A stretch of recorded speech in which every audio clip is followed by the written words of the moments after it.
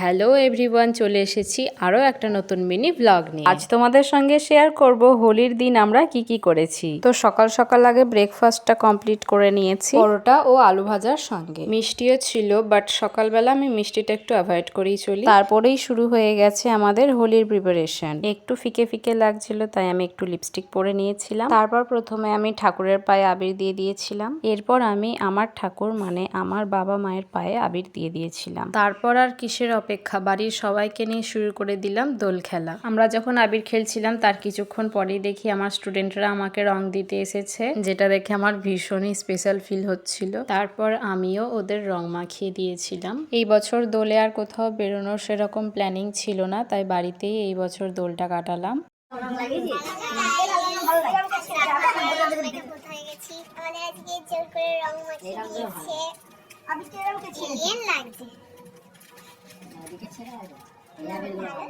আমাদের গ্রামে দোলের দিনই পাশের একটা পাড়াতে রাধাকৃষ্ণের পুজো করা হয়। সেই উপলক্ষেই তারা রাধাকৃষ্ণের মূর্তিকে গ্রাম ঘোরাতে নিয়ে আসে বাজনার সঙ্গে। তার সঙ্গে রং বেরঙের আবির খেলতে থাকে সবাই, যেটা দেখতে ভীষণই ভালো লাগে। সেটাই কিছুক্ষণ দেখার পর ওনারা চলে গেলে আমরাও বাড়ি চলে আসি স্নান করার উদ্দেশ্যে, কারণ অনেকটাই বেলা হয়ে গিয়েছিল। তার উপর সেদিন চন্দ্রগ্রহণ ছিল।